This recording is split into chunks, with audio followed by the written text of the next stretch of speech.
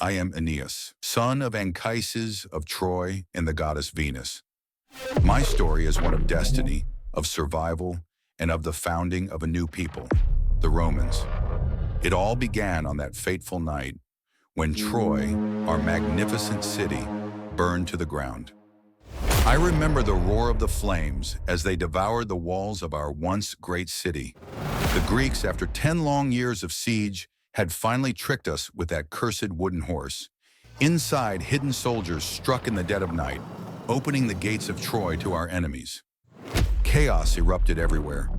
Buildings collapsed, friends were slaughtered in the streets, and the sound of the dying filled the air. Amidst the horror, I knew I had to act. Flee, Aeneas, the gods urged me. They had a plan for me, one greater than my city's fate. I was to leave Troy behind, to carry my people to a new land. But could I abandon everything I knew? My father Anchises, too weak to walk, my young son Ascanius, my wife Creusa, how could I leave them? And yet as the flames grew, I realized I had no choice. Lifting my father onto my back and taking Ascanius by the hand, we fled into the night. Creusa, my beloved wife, was lost in the chaos. Her ghost appeared to me later, telling me my path was already set and urging me to fulfill my destiny. We escaped Troy's destruction, but that was only the beginning. My journey led me across dangerous seas. The gods themselves seemed to test my resolve. Storms battered us, driven by the wrath of Juno, queen of the gods who harbored an ancient grudge against my people. Many of my men perished in those unforgiving waters, but still we pressed on. Our trials brought us to Carthage, where I met Dido, its queen. She was unlike any woman I had ever known, strong, wise, and beautiful beyond words. For a moment I thought I might abandon my quest and remain in Carthage. But the gods once again intervened. My mother Venus reminded me of my true purpose. With a heart torn in two, I left her, sailing away under the cover of night. When Dido discovered I was gone, grief consumed her. She threw herself upon a pyre and ended her life. Her screams haunt me to this day, but what choice did I have? My path wasn't mine to choose. Our journey continued, and we landed in Italy, in the region of Latium. And I thought perhaps this would be the end of our trials. But fate had one more test for me. The local king, Latinus, welcomed us, even offering his daughter Lavinia in marriage to secure peace. But war followed us, as it always did. Turnus, a local warlord, had been promised Lavinia's hand and saw me as a threat. War broke out between us, fierce and bloody. But I had faced greater foes before. I led my people into battle, as I had done during the fall of Troy. And once again, the gods watched over me. Turnus was strong, but in single combat, I defeated him. When the moment came, I stood over him, sword in hand. Mercy?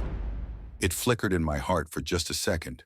But then I remembered Pallas, the young warrior Turnus had slain in cold blood. Justice was mine to deliver. With his death, the path to founding a new city was clear. And so we built the city of Lavinium, named after my wife Lavinia. But my son Ascanius would go on to build Alba Longa, and from his descendants would come the founders of Rome itself.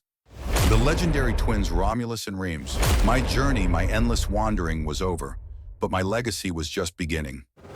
I am Aeneas, the man who carried the fate of Troy on his shoulders, the man who laid the foundation for the greatest empire the world would ever know.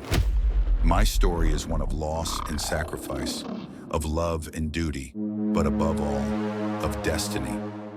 For from my blood, from my struggle, came Rome. Years passed after Aeneas founded Lavinium, and he worked tirelessly to build a prosperous community, uniting the Trojans and Latins.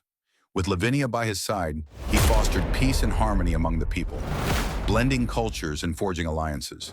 As his son Ascanius grew, Aeneas prepared him for leadership, instilling values of courage, honor, and duty. Eventually, the gods, having fulfilled their plans for Aeneas, decided to immortalize him. The river god Numicus took him, and his mother Venus transformed him into the god Jupiter Indiges. Worshipped as a protector of his people, Aeneas's divine spirit continued to watch over the land he had founded. Ascanius, guided by his father's teachings, went on to establish Alba Longa, laying the foundation for Rome itself. And so we built the city of Lavinium, named after my wife, Lavinia.